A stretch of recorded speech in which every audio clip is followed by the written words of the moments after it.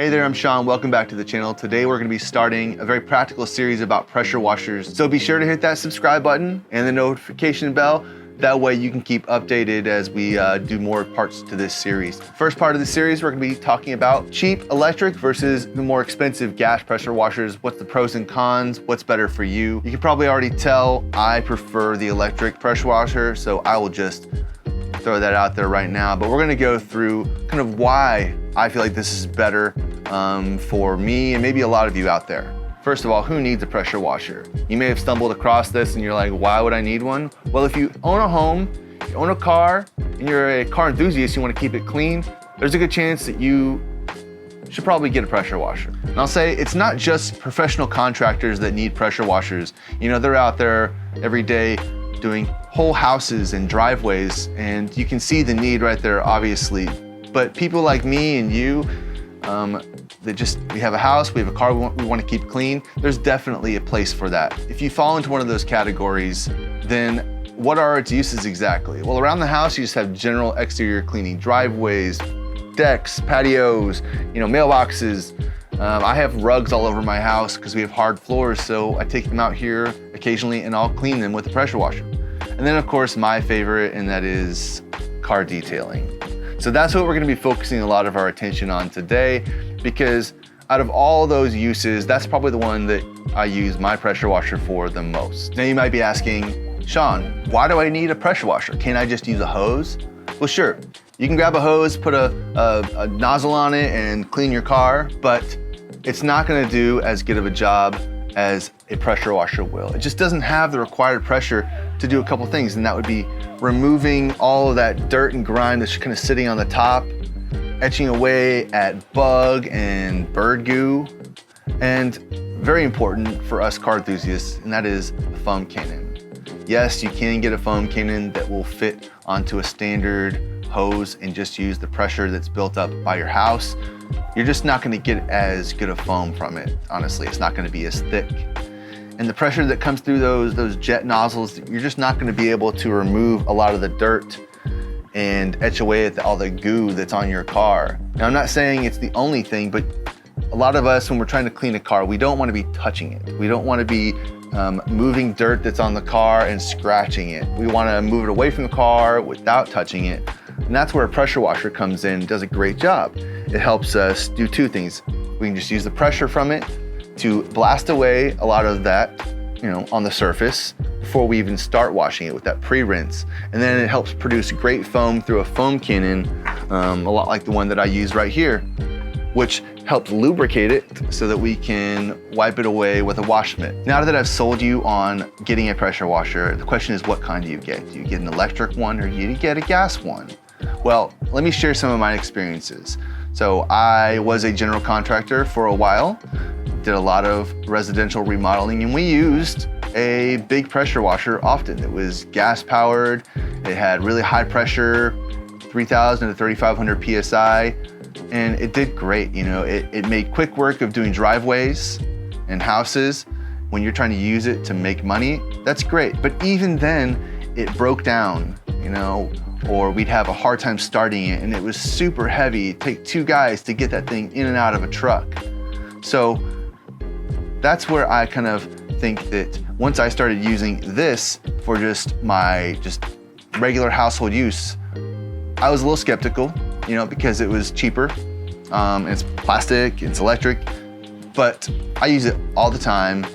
I have learned to love it, and it gets the job done, honestly, at a fraction of the cost, and I haven't had to do much maintenance on it. For the average Joe or Jane like me and you, the big gas pressure washers are just not really necessary for the projects we do.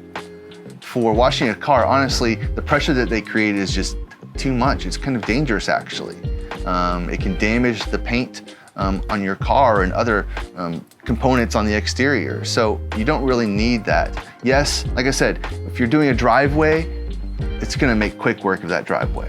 But honestly, how many times a year are you pressure washing your driveway or house? On a good year, I'm doing it once. That's it. Is it worth it for me to have that big bulky thing once a year for that little project? No. I use this just about weekly. So having something that does what I need weekly is what's important. And that's pressure washing my car mostly, and then doing small projects around the house.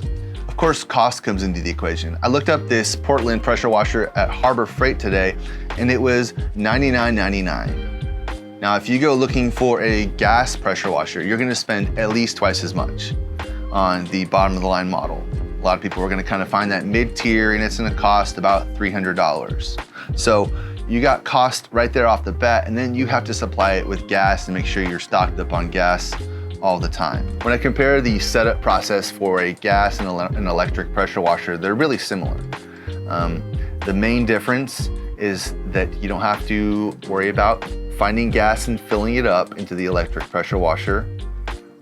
You don't have to worry about hauling it out to wherever you're bringing it around the house. This one is super light.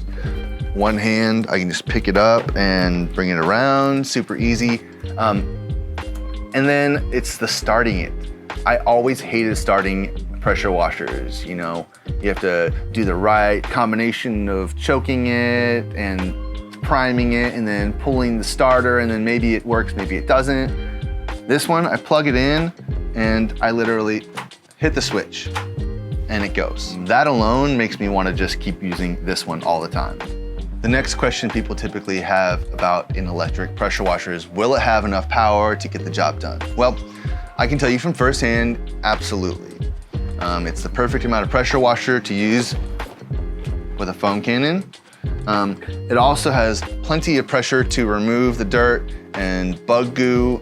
I mean, I don't drive a ton, but there's always crud on my car, and this safely removes it without damaging the paint underneath it, without stripping the wax off of it. And then there's just general household uses. I said before, once again, yes, some bigger projects are gonna take longer, but it will get the job done. But I love the ease of setup and portability to do just small projects. If I wanna just clean the mailbox, I wanna pressure wash out my garbage cans, the garage door, whatever it might be, this does it, and it does it really quick and easy. The last question that is very common about electric pressure washers is, won't it break easily? I'm gonna lean towards no. Yes, if you throw this into the back of your truck, you don't take care of it, you don't set it up properly, yeah, it's gonna break probably. But the same goes for a gas pressure washer. Eventually they're gonna break. Like I said, I was a general contractor, and my father-in-law is a general contractor. So I tell him I'm gonna get one of these, he turns his nose up at it. And I get it. He uses his for work. His guys are rough with it. They throw it in the back of the truck. They use it all the time. They use it for big jobs and in a lot of harsh conditions. So having something that is more rugged, like a gas-powered pressure washer, is normal for him. Of course, he still has to replace that thing every 1 or 2 years. So I get it. But I will say, if you properly set this up and store it away, and you do, like a tiny bit of maintenance that we'll talk about in other videos, this will last you a very long time. I've had it more than 3 years now, and I literally do that, set it up and store it away properly, and I've done the tiniest amount of maintenance on it, and it is still working amazing. So, no, I'm just gonna just leave it there. No, it's not gonna break easily. Just like anything, you wanna have nice things, you gotta take care of them. And this is one of those things. It'll do a lot of work for you, and you'll get all your money's worth out of it, I think, if you do that. Take care of it, use it properly. Well, that about wraps it for the first part of this series on pressure washers. Please consider subscribing to this channel and hitting that notification button, because there will be more parts coming out to this. We're gonna talk about how to make sure you set this up properly and maintain it, and some best practices so that you can keep on using it for years and years to come. Thanks again for stopping by. We'll see you next time.